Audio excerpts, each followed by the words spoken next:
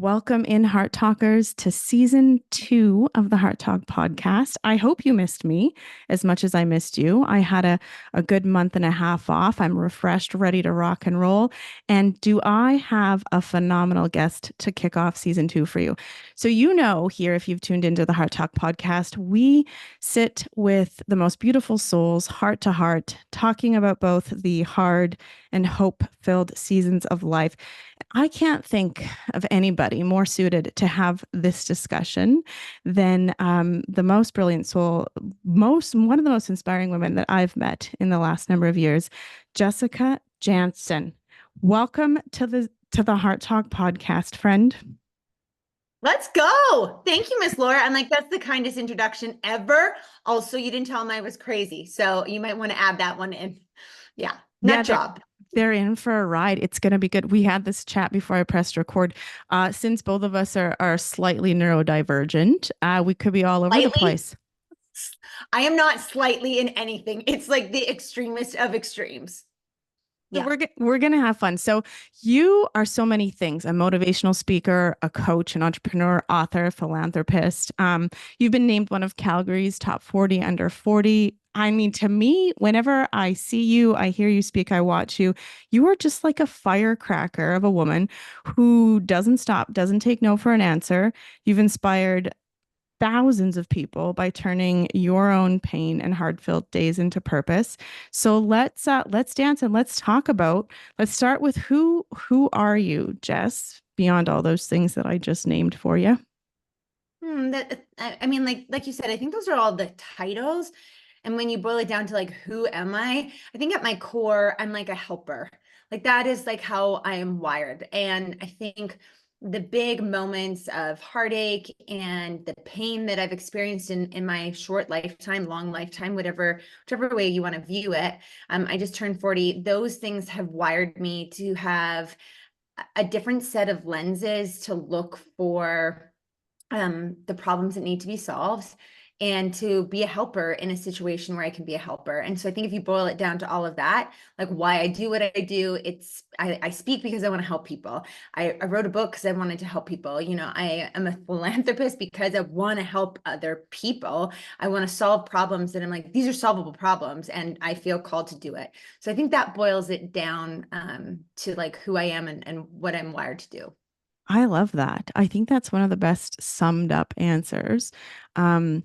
That I've heard, that you're a helper. And when I look at the last 10 years of your journey through some of the most unimaginable hard-filled days, like in 2014, you quit your 9-to-5 job, which is scary in and of itself to embark in this crazy world of entrepreneurship. And then in 2016, your son, Lewiston, was born, diagnosed with SMA, and then tragically passed away. You took that incredible pain, turned it into purpose, starting the Love for Lewiston Foundation in 2017. 2020, in the midst of a global pandemic, you publish your first book, which what's really crazy? I published my first book during that time too. It's like, what else are we going to do?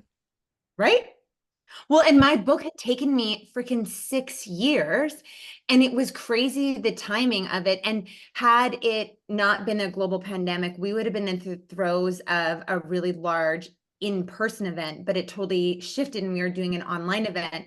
And so because of that shift, I could focus my energy on getting my book out into the world because we had done this big pre-sale and I did like a Kickstarter campaign to help pay for the publishing fees and all of the things. Writing a book is not a moneymaker. It is like a marketing investment. So anyone wanting to write a novel or a book or whatever, note that this is an investment. It is not a moneymaker. I can show you my pay stubs from Ingram Sparks that come every month, $3.23 or Amen, sister. And last year I got a bill for almost, I think it was like over $4,000. Wasn't expecting it because I had my book on this platform. And then like, oh, just kidding. We don't want your book. So we returned it. And you also owe us money now. And I was like, oh, sorry, what? And like, I mean, I didn't have $4,000 sitting in the bank account. I was like, cool. So the timing of it was wild and crazy, but exactly how it was meant to be. And I'm so grateful because there was such a community that had supported the journey. And it took me a really long time. And as wild as that timing was, it was meant to be at that exact time. Isn't that right? It's like if we don't force things and we just allow those things to happen, the timing is usually exactly when it needs to be. And we come into paths and cross people and new souls exactly when we need to be, which is is how I felt about how I was introduced to you. So your Love for Lewiston Foundation in by 2022 raised $2 million. That is no joke, sister. Like I run a small nonprofit. I do a freaking dance party when we raise 28,000 at our local little fundraiser. It is like it's like $1 million to me. So you through your leadership, your inspiration, your passion, you have been able to change so many lives. So can we start there? Can we talk a little bit about Lewiston? Let's talk about what a bright shining light he was. Oh man, I think that is the exact way to describe it. He was a bright, shining light. And those that were fortunate enough to meet him said that when you look in his eyes, like he would just like pierce you to your soul. And even pictures now that were so beautifully captured by friends and a few photographers almost captured that essence where it feels like when you really look at the picture and you just stand still and you block out all the noise and all the chaos, you can see him like shining light piercing into you, being like, good things are going to keep coming. And that's exactly what happened. The long and the short of it, and you can read my book for more so that I can get another whopping check for, $5 from Amazon, which I'm grateful for. I shouldn't lie. I've had a few months where it's $31. So let's just level set there.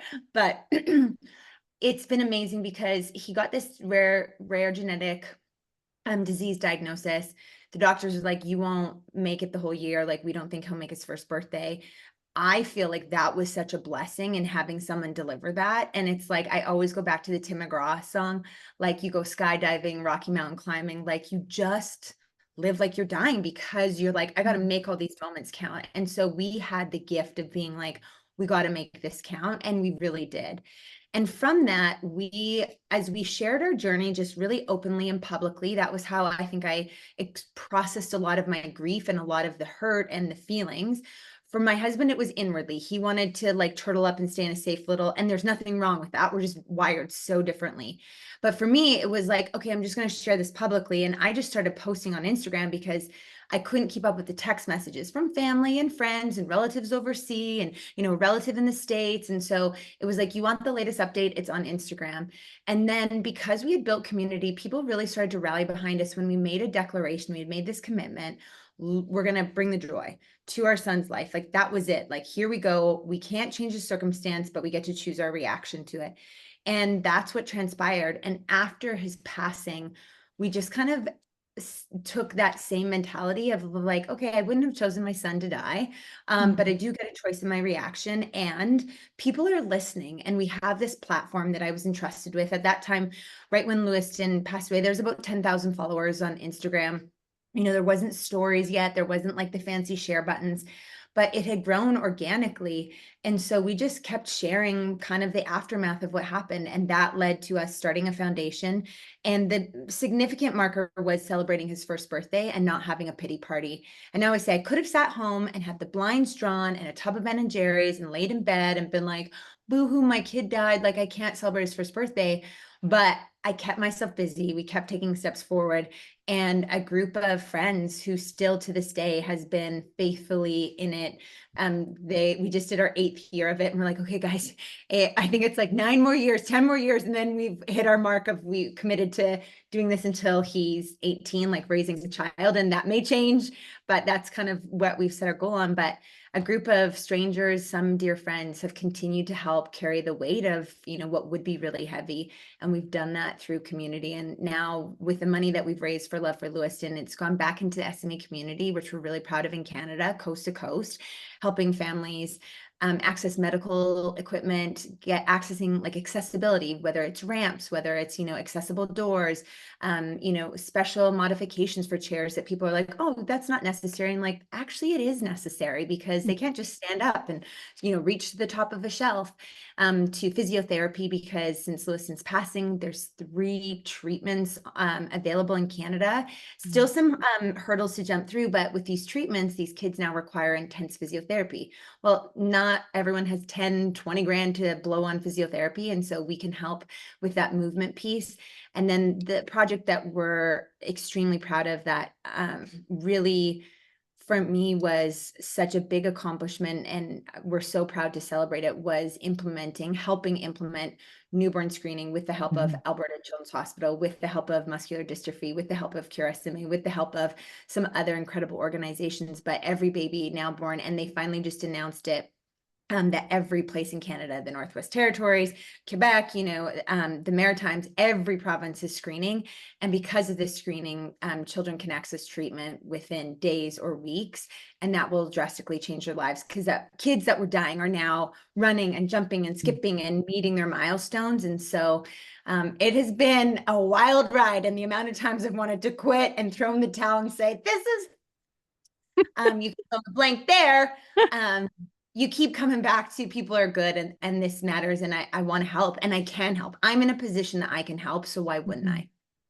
I love what you said about we can't change our circumstances. We can only change our reaction to it. And I drove down to Calgary with some girlfriends the last 2 years to be part of the Love for Lewiston birthday party. You can't even describe how it feels to be there. I just get goosebumps talking about it. And what stood out to me this last year, like, I am so proud of you. I know I've only known you really for a year, but geez, I feel like I've known you longer, like my soul. When I sat and listened to that father, thank you. I'm going to tear up about this because his child's alive because of the work that you've done, because of Lewiston. Like when you look into the photo of your baby boy, Lewiston, you are so right. His eyes are like old soul healer. Yeah. I'm going to change the world no matter what eyes. And I'm so privileged. I feel so honored that our paths crossed because I have been able to learn about SMA. I knew nothing about it. Not only that, Jess, it has opened my eyes as a mother to the privilege of being able bodied and having able bodied children. Yes. And isn't that like, even that for me, where I would used to complain about things, I'm just like, pump the brakes, Jess. Like, you Mhm. have got it so good. And where I would find myself, it's so easy to complain or be frustrated, even on an airplane when babies are crying. And yes, if I've had a long day and you're traveling and it's exhausting, in my head, I'm like, sing it louder from the back, baby, because that means you got Mhm. healthy lungs. And it's just like, I felt like I needed that reminder to help me step into deeper gratitude for the things that I take for frickin' granted. Yeah, and it's right. Like motherhood is so hard, and there are days that are so hard, and we do take things for granted, and we bitch and complain. I mean, this was me this last week. I said to my husband last night, "My gosh, I it's a bad mom week. I feel like the worst mom." And he said, well, you're not the worst. You might not be the best this week, but you're not the worst, and Oh, bad moms bless. have, or good moms have bad weeks, but it's hard. But it is to remember that perspective. Our little guy he had hurt his leg. It was about a year ago and he was having a hard time walking. And it was so difficult to transition into a day of facilitating his movement. And that was just at the same time where I was meeting Shaylin Taylor and Lindsay and her little boy and you. And I just thought this is a lesson, Laura, that not everybody gets the privilege to live the easy, simple life that you do with your kids. So thank you for being a teacher and a helper and a healer. Thank you for that. I'd love to share this if you'll give me permission to share this. I was one of my other friends that I follow on Instagram. Her Instagram handle is the Chronic Explorer. And she has mito. I'm not going to say it right, so you can just go look her up. But she's lovely, and she's been sharing her journey. She's quite ill, and so she's in the hospital. And the bathroom in her room isn't accessible. Or I don't even know if she has a washroom in her room. So she has to go quite far, and it's a huge production for her to get into a wheelchair because she can't just like walk there. And so she's been toileting bedside. And she posted things. She said, I haven't been able to go to the washroom and to wash my hands with warm water and soap. And I've been using hand sanitizer for 17 days. And now every time I put my hands in the damn sink with the damn soap, I was like, what can privilege this is. Yeah. And it just again, not just hearing the story and letting it go in one ear and out the other, but actually retaining that, visualizing what would it be like if you couldn't just wash your hands, just Mhm. easily walk to the sink, just easily pump the soap, just like because of accessibility. And so now, even just the simple act of washing my hands, grabbing the paper towel, whatever it is, that has just shifted me like, God, this is a gift. I'm grateful for this moment. And it seems so small, but that starts to really shift things in your brain. Well, because of you, I met Shaylin Taylor. She was a guest on the podcast here, and her episode was phenomenal. People loved her. She's also coming to be a keynote speaker to the 300 youth that we come and bring together every year for my nonprofit Youth Matter. So the ripple effect, I Mm, just think back to, a purpose-driven life and the ripple effect that comes from pain, and it doesn't come easy and it doesn't come cheap. Let's talk mm. about those days a little bit, maybe those hard-filled days. How did you get through those deep dark days of knowing that you were going to lose Lewiston and then actually losing him and then life without him? Yeah, I go back and I say this all of the time, and it's woven into my keynote that I give, and I'm showing a picture of the quote because I framed it because it was so important to me. But it says, "It's not the load that breaks you down; it's the way you carry it." And every person that got the very first print copy of my book, they got this postcard in there, and I was like, "How true is that?" Like we all are given a load. I think you look at life and that load can be really, really heavy.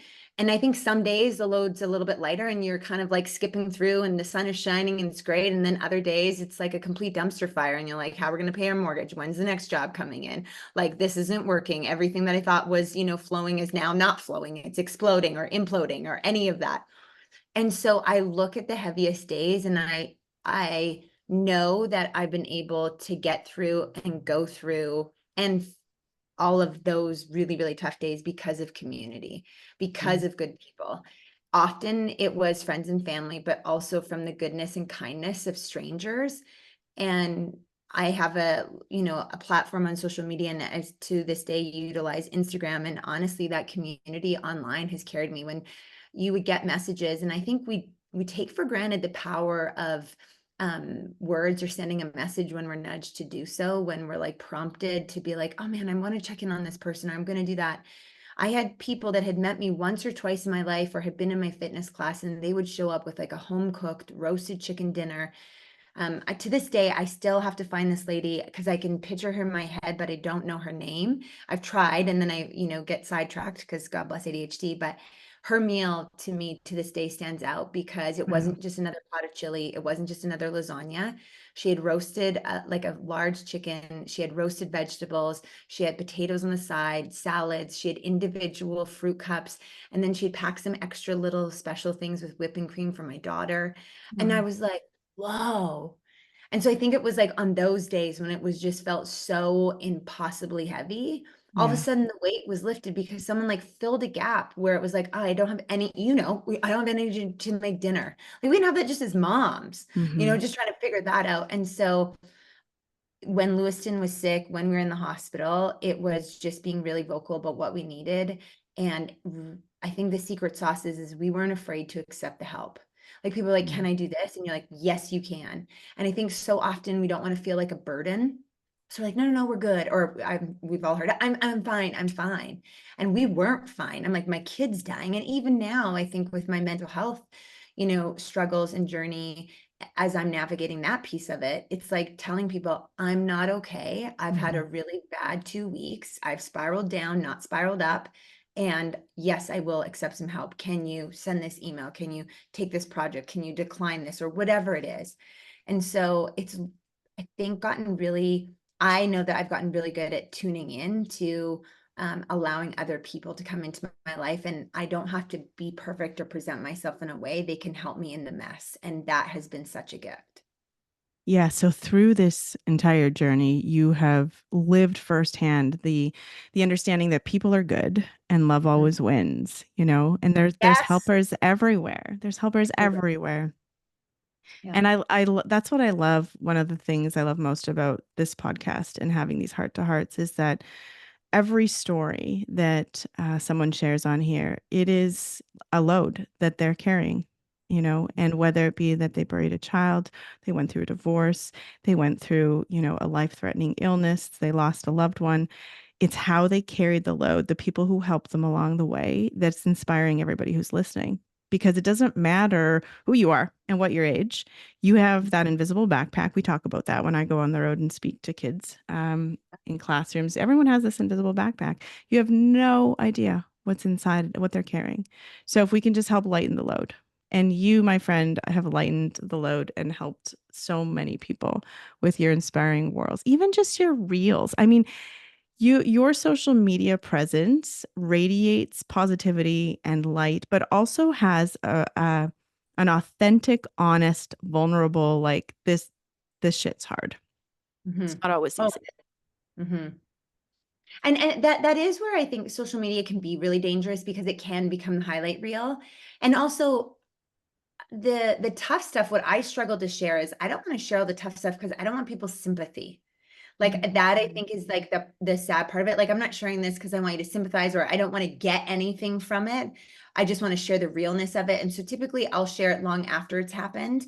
And I don't share all of it. And sometimes I wish I did more, but it also opens up a can of worms that then people feel like they're entitled to speak into your life from the bleachers. And so you have to be in a good headspot mentally to be able to navigate, having an online presence and what that looks like. But it has been such a blessing to have that platform. But I also don't want anyone to ever think that it just came easy or that this doesn't require a lot of work to get to where we are. Yeah, because it can look or be perceived as easy, Yeah. simple. So how many, I mean, this feels like I know the answer to this question, but I want the listeners to hear it from you. Like, how has this whole journey changed you in terms of your perspective on relationships, life, love, opportunities, taking chances, risks? Mm. I love the question. I think it's a really cool question. I wish I could just say like I do anything and I get it all done. And some days I am like that. And I'll be like, my son died, so anything's possible. I'm gonna throw caution to the wind. But I still, like everyone else, I think, struggle with doubts and fears and insecurities. But what I would say back is I think the perspective thing when you talk about like washing your hands, when I think even just like the perspective of accessibility of how easy it is for me to flow through my day and how fast I can move and how fast paced that is. I think it's a very powerful thing, but it also can be really dangerous. So I've learned this new appreciation for my ability to move. I've learned this new appreciation for my body, even though, my thighs are cellulite and they jiggle and they wiggle, like all of those things, like I'm like, man, there's someone that would give anything to be in this position of health. And so to not take that for granted. And then I think it's enabled me to just have a lot more grace and compassion for other people.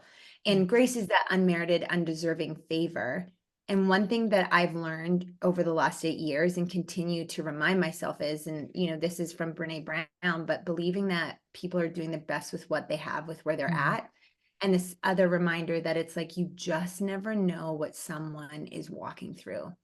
And I remember the day we got the news on August 5th that like this was like what the doctors all thought, but we got the confirmation on August 11th, 2016. And we left the hospital. It was me, my son in his little car seat, and my husband, and we went to a restaurant. And we ran into somebody that I taught fitness with. And she's like, "Oh my gosh, I'm sure everything's gonna be fine. Like, you don't need to stress and da da da. And we're taking this way too seriously." And she had no clue that we literally had gotten a piece of paper that was a confirmation of a diagnosis that our son would not make his first birthday. And so again, and I don't ever falter, but Mhm. that moment sticks out to me being like, what is the person in the grocery store who's acting like a complete nincompoop or, a psycho or, the person that's maybe overly emotional or super sensitive? Like, what if something really hard happened and we Yeah. don't know and they're just trying to do their best and they have to carry on? And so to have that lens of just a little bit or a lot more grace has been something that's played huge into how I show up now. And like a lot of stuff, I'm like, you know what? That's not life or death. Great. We can figure that out. Everything else, if it is life or death, then we got to take this seriously. But if it's not life or death, we'll figure it out. And we'll figure it out tomorrow and a week from now. But that has enabled me to just have a different posture for my heart. Yeah, I love that. I think the assumption when we meet people who are having hard days or who seem off or who maybe aren't as kind as we wish they would be is they are carrying something heavy and they just are not able to deal with it in any other way than they are. And I have that conversation with my kids often, when we see somebody or meet someone who maybe a little off or is acting strangely or says something off, the reminder of, we don't know what's going on in their life. Let's just be kind and give grace and that's the best thing. That's the best thing we can do. So the last 10 years have been a wild ride for you, a Mhm. wild ride. Um, when you published the book, um, Bring the Joy, Mm. what was your, was it a way to turn your own personal pain into purpose? Because I know for me, writing is very cathartic. So, like you said, it's not a money making. So, was it to inspire others? Was it to really part of your own healing journey? What inspired you? Like you said, it'd been 6 years. So when I started writing the book, I had started writing it 6 years earlier. And so I didn't have children at the time. I had wrote the book with the intention of sharing just my love story between my husband and I, because I got married I was almost 29 years old, which at the time that was like super old for my circle of friends. I grew up in a Mennonite community. So pretty much everyone I went to high school with was married by 21 or 22 and having kids. And I was like, what's wrong with me? I mean, different culture a little bit in Calgary, and even more so, I think, as years go on, people are getting married older and older in life and all of that. But I had written the book because I wanted to encourage, like, specifically other young women to like trust their gut and to follow the nudges. And for me, I started to look back on like where were these moments of big blessings, and it was every time I responded to like a whisper or a nudge on my heart. And I think we all get them, and those nudges can be like our ideas. They can be like the big dreams that we have. Like, I want to do this thing. I want to share this message. I want to build this, retreat facility, whatever it is. And I was just like, oh my gosh, every time I respond to a nudge, like that's where the joy has lied. And it hasn't always been simple, but with my husband, I had to confess my undying love to him 3 times, like big times, before kind of really anything started to happen. And now I'm with my husband. I think you can be married to anybody. I really do. Marriage is a choice. I believe that I got to marry my soulmate, and I don't, not everyone is as fortunate to have meet and married and stay married to their soulmate, but I felt like that was my soulmate. And so I wrote this book in response to that. But as I was writing the book, then Lewiston got sick, then all the things started to implode. And so I share a lot about my journey with my husband. And, I had a Costa Rican lover and this guy that moved across, from the Maritimes to Calgary. And he got here. And the next day I was like, oh my gosh, like, what did I do? I don't like him. Like, I don't like him at all. Like, the poor guy, like, arrived on my doorstep and I was like, oh my gosh, like, I'm not even attracted to the guy. And he just like quit his job, like, moved, like, literally drove from friggin' Newfoundland here. And I was just like, what the actual. And so those were the moments where, following through, responding had such impact in my life. And I wanted to encourage other people to like pay attention. Mm. Pay attention, because if you're lacking in joy, that's where it lies. And so it was cathartic. And then after Lewiston passed, I think it was a huge part of my healing and part of my grief journey. And I just want to, like I said, I'm a helper. I just want to help people. So it's like, if my story and some of my stupid mistakes and some of the things that I've done help you, or help you feel a little bit more human, or, you can say, oh yeah, me too, then it's worth it to share that. And so it definitely shifted from what it originally started to, but always the theme throughout it was about listening to those nudges. And that's where the most incredible moments of my life have come through. And I think if more people responded to those moments, they would see that that's where the joy and those big life-changing moments happen. I love that bridge that when you respond to a nudge, that's where the joy lies. I Mhm. feel like that's the truth in my own life. I've just never put it together that way. Mhm. And as a body talk practitioner, I talk so much to my clients about that mind body connection, but also that intuitive mind, which is where the nudges come from, that Right. intuition. Yeah, like where we're led to. So it was a love story. It started as a love story that ended as a love story as well, but just this transition. And like you said, we never know what other people are going through. We also never know what's around the corner for us. Mm-hmm. So prior to the diagnosis of Lewiston, did you know what SMA was? Had I did, and that was the crazy part. And like literally, I felt like a memo was faxed to me from God, like up above, being like, "This is now your life's work." So ironically, when I had moved to Calgary, I moved here in 2006, 2007. I quit my job, was in between really trying to find my footing. And it was like, we were in a boom and I couldn't find a job. And a friend had said, like, what do you know you want to do? What do you know you don't want to do? And I blurted out, I said, I'd never want to work with handicapped kids. They disgust me.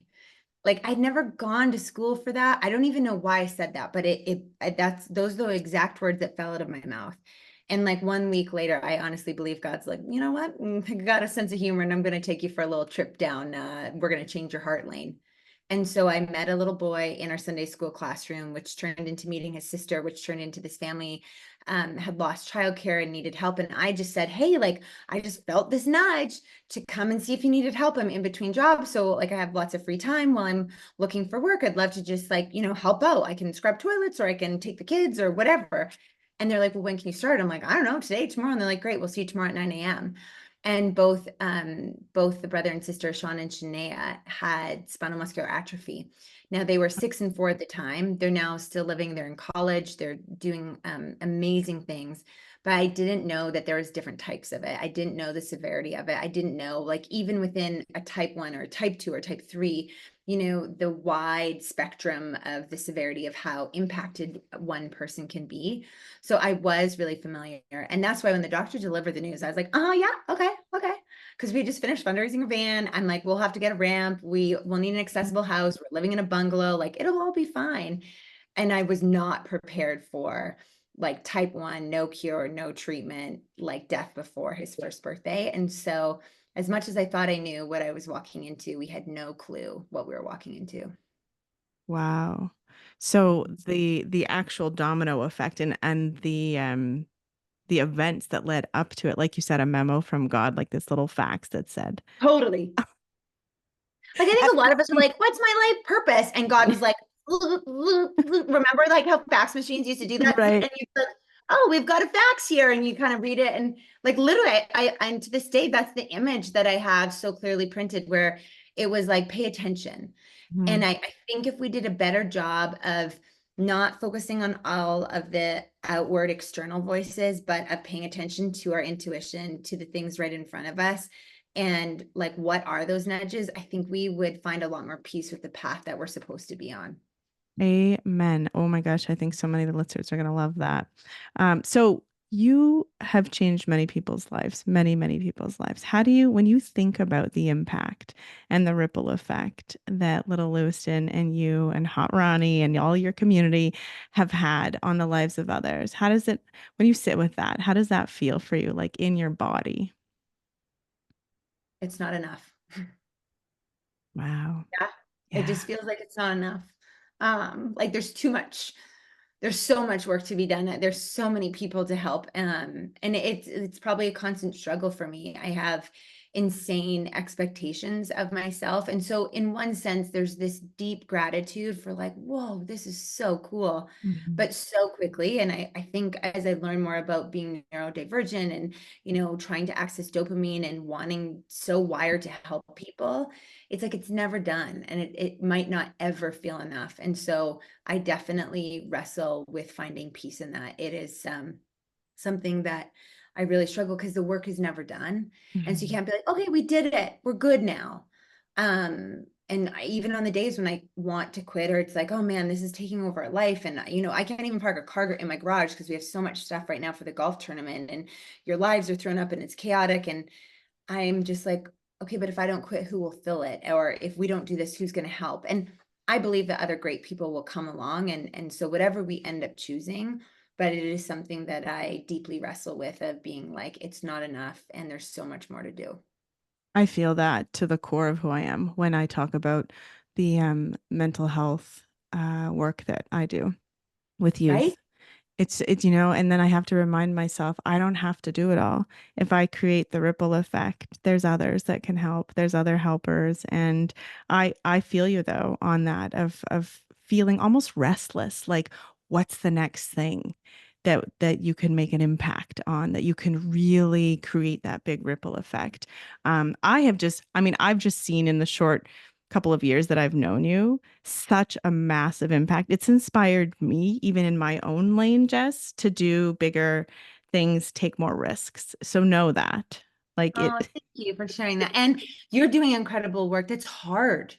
yeah, Like it, it's hard. and it's draining because you're trying to carry energy. And I mean, the challenge with mental health is that there isn't one solve and it isn't ever going to be done.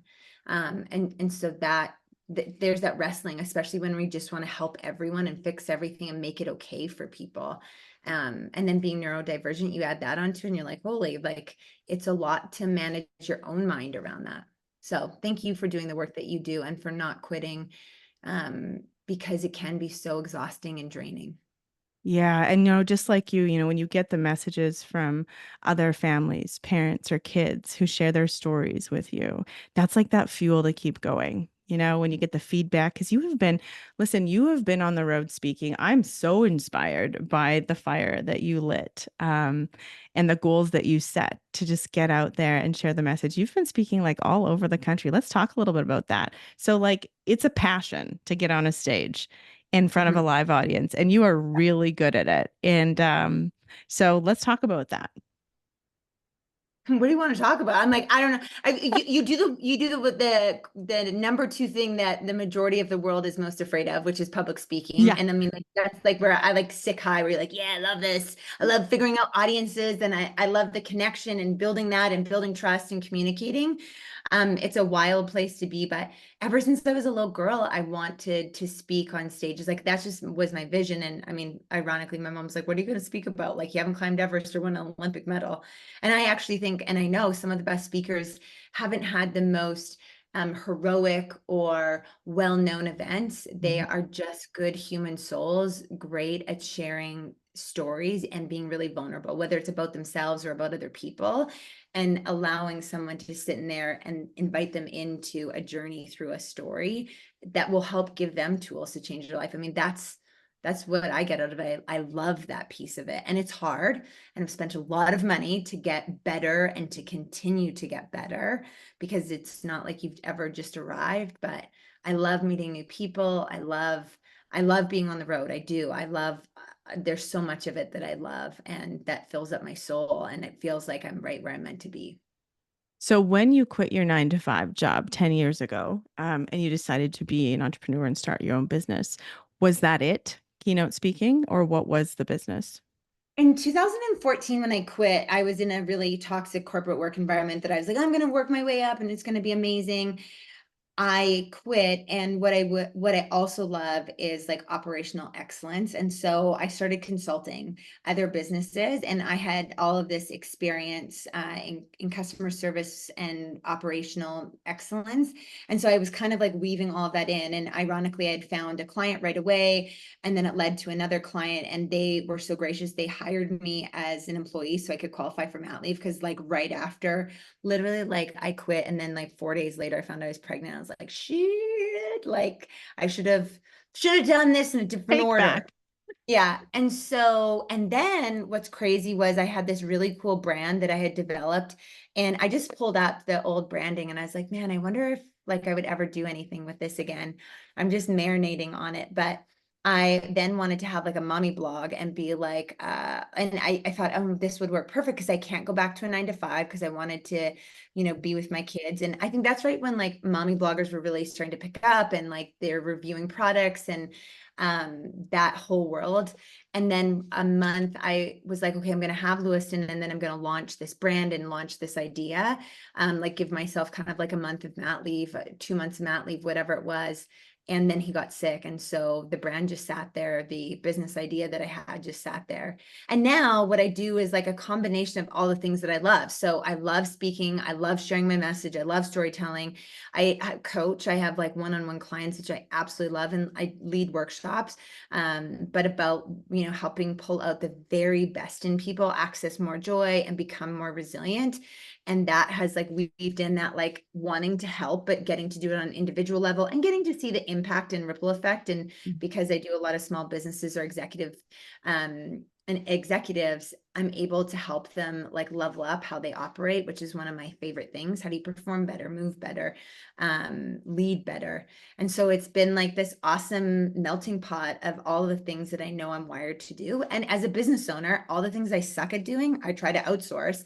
And Mm, as you grow a business, it's always crazy and hard because you're like, God, I just need to do this thing. And if I could just pay someone to do it, but you're like, I'm on the threshold of like finally starting to really make money. But if I pay, and so it's been such a journey, but I'm learning just to love the process of it. And that has brought so much peace. And I feel really fortunate that I don't ever get the Sunday scaries or dread what I do. I genuinely love it. And we can run our charity and host, 3 or 4 mega events every year and continue the work. And I get to spread Lewiston's message while I'm on stage and with others and weave in, how we use pain. And that's enabled us to keep going because there's no way I could work a corporate job and run that mhm. charity the way that we do. So it's been super cool to carve out my own path and blaze a trail that works for me and my family and probably doesn't make sense to a lot of people, but that's okay.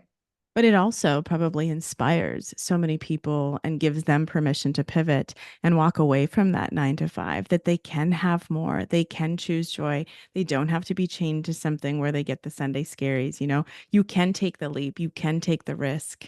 I think that that's been, for me, the most beautiful thing being in a world of female entrepreneurs and Mm, expanding that and meeting women from all across the country who are doing the damn thing. And it's hard and they're in it, but it just reminds us that at any given moment, there is a pivot coming our way and we can choose what we want to do with it.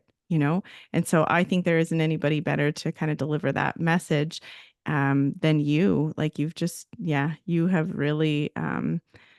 really turned your pain into incredible purpose. So I'm proud to be able to call you a friend. So let's And you're incredible. I just want to say, I think what's really, really amazing is that you didn't, and I want to say this so that I hope listeners like it gives them the courage to just show up. You didn't wait for an invitation or for like me to be like, oh my gosh, you have to come and be there.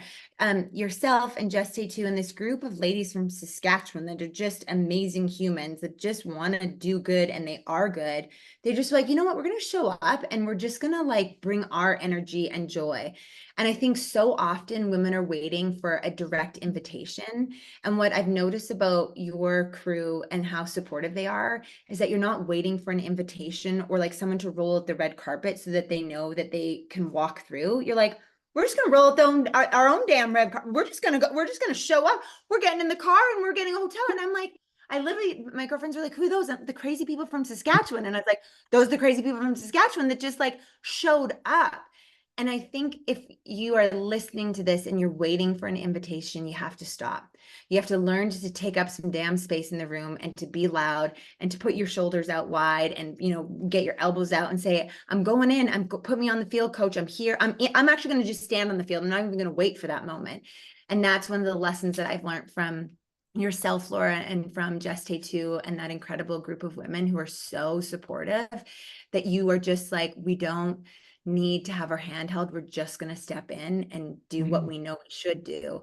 And I think if more women access that type of courage and were that brave, I think they would start to see more ripple effects, more joy, and see how them stepping in can make a difference and fill a gap that they might be feeling. Absolutely. And I hope the younger generation of women, like my daughter, she's 18, 19, same thing. I'm bringing her along to events. I'm saying, listen, you can make stuff happen. You are, your best solution to everything that's happening in your life, and you can step into any space, any table. But I think traditionally as women, it's been hard for us to take up space, to be too loud. That's what my first book, Lily's Loud Mouth, is about, right? Like taking up space, using your voice, walking into the room, rolling out your own red carpet. So thank you for that. I love it. We had such a blast that weekend. Oh my gosh, we still talk about it. We laughed so hard. It was one of the best girls' weekends. And it just was the icing on the cake was Lewiston's birthday party. It was so much fun. No, you've got an incredible group of women that are just so filled with joy and goodness. And it's like that's what um the world needs more of. And I think when you can find people that are willing to do good things with you, it's like cling on to them so tight and then show up for them how you want them to show up for your how you want them to show up for yourself.